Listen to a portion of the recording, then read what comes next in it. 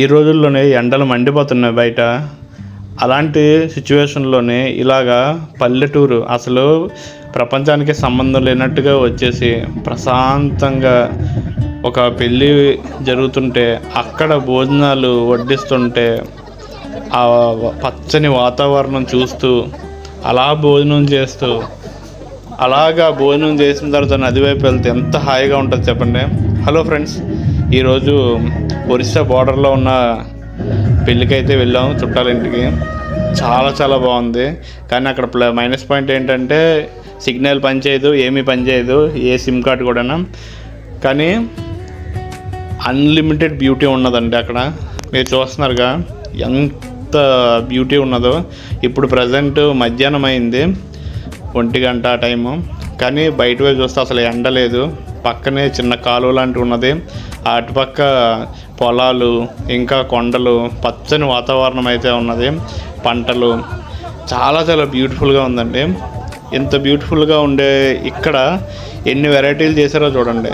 Almost 6-7 curries చేశారు. దాంతోపాటు rice, sambar, తర్వాత ఇక్కడ స్పెషల్ ఒరిస్సాలోని తీపిచారు అని ఉంటుంది, చాలా చాలా బాగుంటుంది.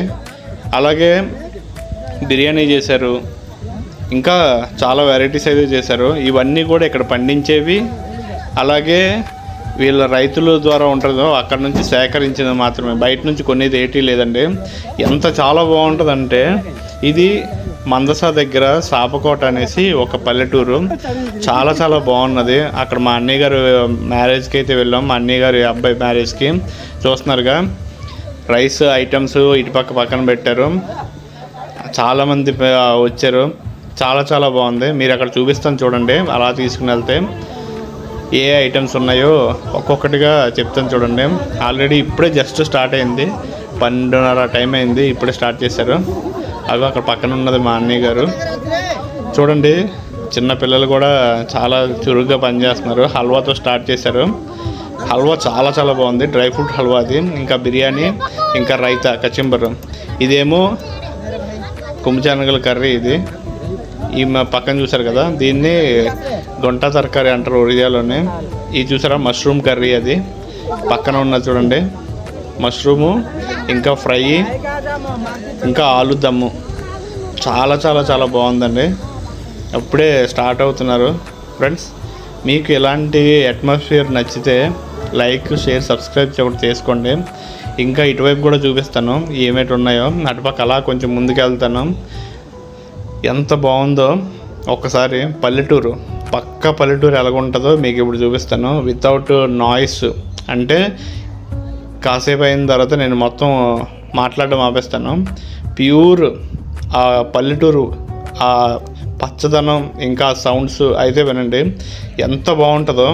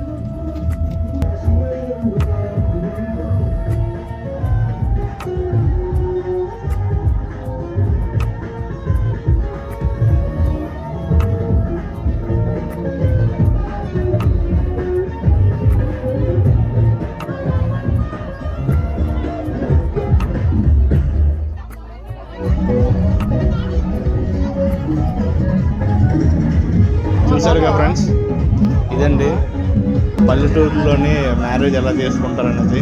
ఇది బాగా పల్లెటూరు, కానీ అరేంజ్మెంట్స్ అయితే మాత్రం చాలా చాలా బాగున్నాయి. మీకు ఈ వీడియో నచ్చితే లైక్, షేర్, సబ్స్క్రైబ్ చేయండి ఫ్రెండ్స్. Thank you.